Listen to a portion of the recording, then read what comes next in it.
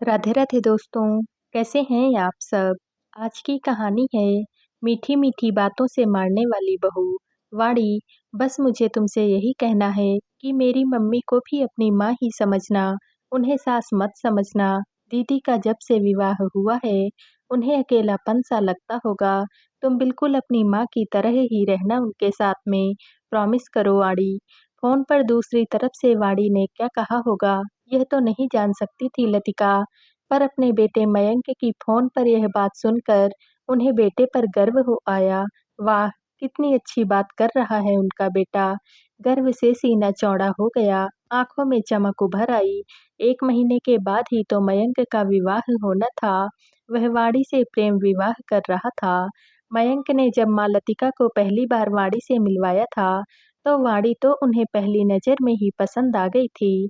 सुंदर, स्मार्ट, खूब हंसमुख। वाड़ी का घर मुंबई के एक इलाके में पवई में लतिका के घर से कुछ दूरी पर ही था। वाड़ी और मयंक अच्छे पद पर थे। दोनों एक कॉमन फ्रेंड के घर पर मिले थे। दोस्ती प्यार, फिर अब विवाह होने वाला था।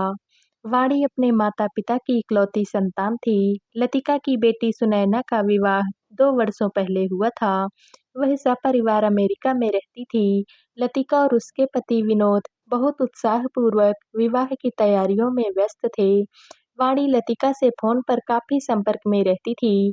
अभी से ही वह लतिका का दिल जीत चुकी थी और आज बेटे की फोन पर बात सुनकर तो लतिका के पैर ही जमीन पर नहीं पड़ रहे थे।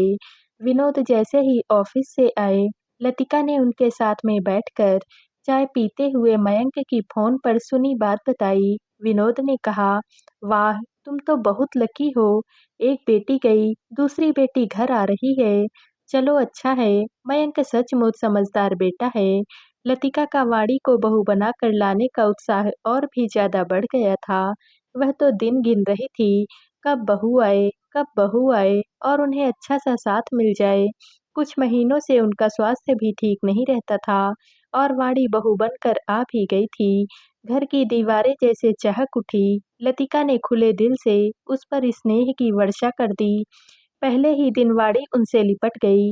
मैं आपको मयंक की तरह मम्मी नहीं कहूंगी, मैं अपनी मम्मी को माँ ही कहती हूँ, आपको भी मैं माँ ही कहूंगी। अब आप भी मेरी माँ जैसी ही तो है ना? हाँ बेटा, और क्या, मुझे अपनी माँ ही समझना, सास नहीं, मुझे माँ समझना।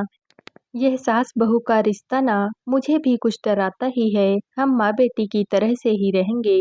विनोद वाह वाह करके उठे, कहने लगे, यह क्या, दोनों माँ बेटी बनकर रहोगी तो मैं और मयंक तो बोर हो जाएंगे। क्यों मयंक? मयंक समझा नहीं, बोला, क्यों पापा?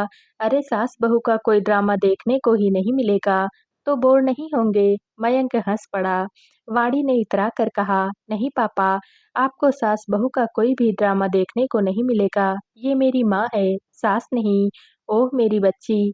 लतिका ने अपनी बाहें फैला दी। वाड़ी उनकी बाहों में लाड से समा गई।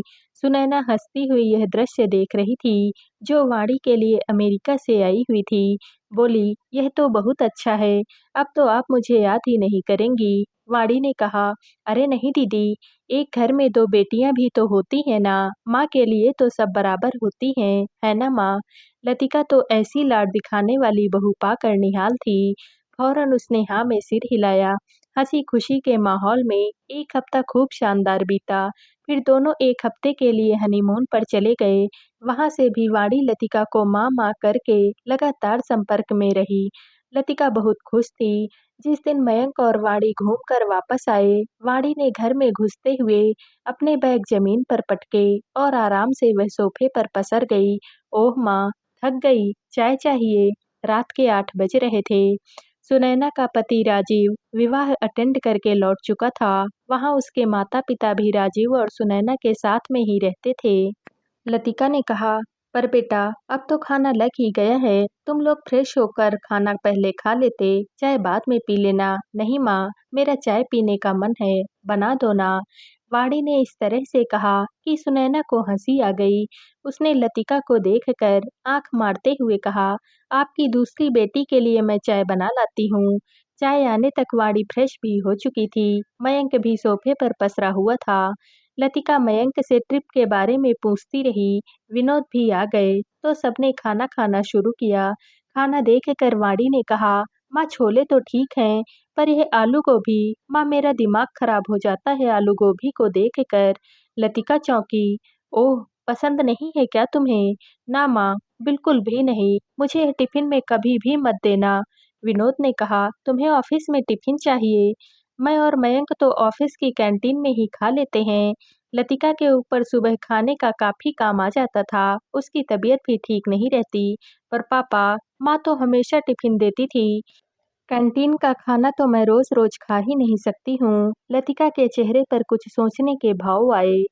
फिर पूछ लिया, अच्छा बेटा, क्या ले जाना पसंद करोगी तुम? खूब अच्छी अच्छी चीजें माँ, मयंक ने कहा। फिर तो तुम एक काम करना कि सुबह थोड़ा सा जल्दी उठकर मम्मी के साथ किचन देख लेना कि आज क्या क्या बनाना है। ना बाबा ना, सुबह सुबह कहाँ किचन में जाने का मन होगा। घर में तो टिफिन मेरी माँ ही बनाती थी, ये भी तो अब से मेरी ही माँ है। अब मेरा यही घर है और यही मेरी माँ है ना माँ? भोला चेहरा लिए वाड़ी ऐसे बात कर रही थी कि किसी को पल भर तो कुछ सूझा ही नहीं। विनोद और सुनैना की नजरें मिली। दोनों ने अपनी हंसी मुश्किल से रोकी। सुनैना काफी स्नेहिल स्वभाव की लड़की थी। बोली, मम्मी, आप मेरा टिफिन बनाती थी ना, अब वाणी का भी बना देना। लतिका ने ठंडी सांस लेते हुए हाँ में सिर हिला दिया। वे रात को सोने के लिए लेटी तो विनोद ने उन्हें छेड़ा। कैसा लग रहा है एक और बेटी की माँ बनकर? लतिका ने उन्हें घूरा तो विनोद हंस पड़े। रात के 11 बज रहे थे। इतने में वाड़ी की आवाज आई, माँ, माँ, अब क्या हुआ? कहती हुई लतिका अपने बेडरूम से बाहर निकली। क्या हुआ है बेटा अब? माँ, बहुत दिन हो गए, मुझे गर्म दूध चाहिए। सोने से पहले मुझे गर्म दूध पीने की आदत है। हाँ ले लो बेटा, तुम्हारा ही तो घर है, जाओ ले लो। नहीं माँ, आप दे दो ना, मैं बहुत थक गई हूँ, प्लीज माँ आप दे दो ना। अच्छा, लतिका को जैसे करंट सा लगा था। अभी तो किचन समेट कर फुर्सत मिली थी, और तो और किसी को दूध पीने की आदत थी ही नहीं। लतिका दूध गर्म करके लेकर आई। इतनी देर में वाड़ी सोफे पर लेटकर अपने फोन में कुछ कर रही थी। माँ माँ सुनकर सुनैना भी आ गई। वाड़ी गटागट दूध पी गई। बोली, थैंक्स माँ, अब बहुत अच्छी नींद आएगी मुझे। माँ मुझे रोज रात में दूध दे देना। फिर लतिका से लिपट कर उनका गाल चूम लिया। बाय बाय, गुड नाइट माँ, गुड नाइट दीदी। उसके जाने के बाद सुनैना हंसी। क्या हुआ माँ, शॉक्ड लग रही हो? सुनैना के कहने के ढंग पर लतिका को भी हंसी आ गई। अरे चुप रहो तुम, इतना कहकर हंसती हुई सोने के लिए गई तो विनोद ने फिर से छेड़ा। क्या हुआ? तुम्हारी नई बेटी माँ माँ क्यों कर रही थी? उसे दूध पीना था क्या? जोर से हंसे विनोद। हाँ, अब उसे रोज दूध भी देना है। उसने कहा है, माँ मुझे गरम गरम दूध बहुत अच्छा लगता है, और रात को गरम गरम दूध पीने से बहुत अच्छी नींद भी आती है। दोनों इस बात पर हंसी मजाक करते रहे। कुछ दिन बाद सुनैना चली गई। सब अपने अपने रूटीन में व्यस्त थे। देखने में तो सब कुछ बहुत अच्छा चल रहा था, पर लतिका की हालत इन 3 महीनों में पस्त हो चुकी थी। प्यारी सी लाड प्यार से लिपटती, नखरे उठवाती बहू को किसी भी बात के लिए टोकने की लतिका की हिम्मत ही नहीं होती थी। एक दिन विनोद से कहा भी, ऐसे नखरे तो सुनैना ने भी कभी नहीं उठवाए हैं मुझसे। एक दिन सब लोग डिनर कर रहे थे। मयंक ने बहुत ही लगाव से पूछा, मम्मी, अब आपको दीदी की कमी तो नहीं खलती है ना? वाड़ी तो आपके साथ में अपनी माँ की तरह से ही रहती है ना? वाड़ी लतिका का चेहरा देख रही थी। लतिका ने उसके भोले से चेहरे पर उत्तर की प्रतीक्षारत आंखों में झांकते हुए कहा, हाँ हाँ, अपनी माँ ही समझती है मुझे। वाणी बहुत खुश हुई। उठकर लतिका के गले में बाहें डाल दी। कहा, मैं इस घर में आकर कितनी ज्यादा खुश हूँ। माँ मैं तो बता ही नहीं सकती, मैं बहुत खुश हूँ माँ। विनोद बस लतिका को देखकर मुस्कुरा दिए। वे अपनी पत्नी के बढ़े हुए काम, उनका कमर दर्द, थकान, सब कुछ समझ रहे थे, पर वाणी को क्या, कैसे कहा जाए, समझ में ही नहीं आ रहा था। नया नया विवाह था। शुरू में ही कुछ कहकर मतभेद उत्पन्न नहीं करना चाहते थे। वाड़ी से और कोई शिकायत भी तो नहीं थी किसी को, सबको प्यार करती थी, खुश रहती थी। पूरा दिन ऑफिस में रहकर शाम को माँ माँ करती हुई घर आती थी। लतिका कैसे किसी बात पर उसे टोके, वे तो बहुत शांति पसंद और स्नेहिल स्वभाव की महिला थी। वाणी को घर के कामों में हाथ बटाने का कोई भी शौक न था, न उसे कोई भी जरूरत महसूस हो रही थी। साफ सफाई करने वाली मेड उमा ही लतिका का हाथ बटा रही थी। एक दिन विनोद ने सलाह दी, लतिका, उमा से कहो खाना भी बना दिया करे। अपनी नई बेटी से तो तुम्हें कुछ हेल्प मिलने के आसार ही नजर नहीं आ रहे हैं। उमा पुरानी मेड थी, घर की सदस्य की तरह से ही थी। वह अब लतिका के कहे अनुसार खाना भी बनाने लगी थी। अब लतिका को कुछ आराम हुआ, बैक पेन में कुछ राहत सी मिली। वाणी के आने से पहले वह सब कुछ संभाल तो रही थी, पर जब से वाणी आई थी, उनका काम बहुत ज्यादा बढ़ गया था। पहले तो जो भी बनता था, तीनों लोग खा लेते थे, पर वाणी के खाने पीने में भी खूब नखरे थे। उसके लिए कुछ अलग ही अचानक बनाना पड़ जाता था। मामा करके कुछ भी फरमाइश करती, तो लतिका कुछ मना ही नहीं कर पाती थी। रात को सब लोग डिनर कर रहे थे, वाणी बिल्कुल चुप सी थी। लतिका ने पूछा, क्या हुआ बेटा, थक गई हो क्या? बहुत चुप हो। माँ, हाँ बोलो ना, एक बात कहूँ मैं?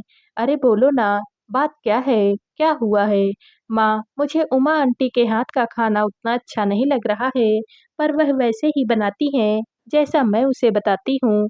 पर माँ, आप जैसी रोटी नहीं है उनकी, मयंक ने कहा। तो क्या हुआ, ये भी तो काफी अच्छी हैं, पर मुझे माँ के हाथ की रोटी ही अच्छी लगती है ना।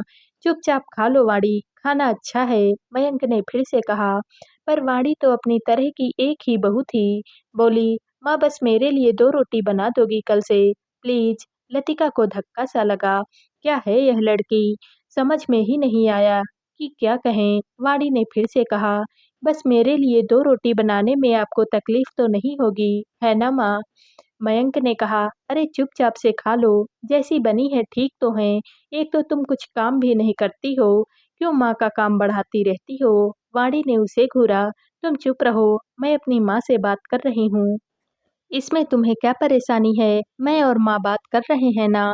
विनोद और लतिका एक दूसरे का मुंह देख रहे थे कि क्या कहें अब। लतिका ने कह दिया, हाँ मैं बना दूंगी। ओह माँ, आप कितनी ज्यादा अच्छी हैं, बिल्कुल मेरी माँ की तरह, वे भी मेरी हर बात को मान जाती हैं। इतना कहते कहते उठकर लतिका के गले में बाहें डाल दी वाणी ने। सोने से पहले वाणी को गर्म दूध का गिलास पकड़ाकर लतिका अपने कमरे में आई, आंखों पर हाथ रख कर लेट गई। आज दिन भर उनकी तबीयत ढीली ही थी। विनोद ने पूछा कि क्या हुआ?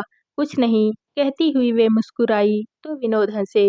दूसरी बेटी के बारे में सोच रही हो ना? सुनो, हाँ बोलो ना। क्या कोई उसे कह सकता है कि वह मुझे अपनी माँ नहीं सास ही समझ ले? मैं सास ही भली। दोनों हाथ जोड़कर अपने माथे से लगाकर लतिका ने नाटकीय स्वर में कहा, तो विनोद भी जोर से हंस पड़े। तो दोस्तों, आप सबको यह कहानी कैसी लगी? कमेंट करके ज़रूर बताइएगा और वीडियो को लाइक व शेयर कीजिएगा। दोस्तों, अगर आप इस चैनल पर नए हैं और अब तक आपने हमारे चैनल को सब्सक्राइब नहीं किया है, तो प्लीज़ और कहानियों से जुड़ने के लिए हमारे चैनल को सब्सक्राइब कर लीजिएगा और वीडियो को हाइप भी कर दीजिएगा। कल मिलते हैं एक और नई कहानी के साथ। आप सभी का बहुत बहुत धन्यवाद।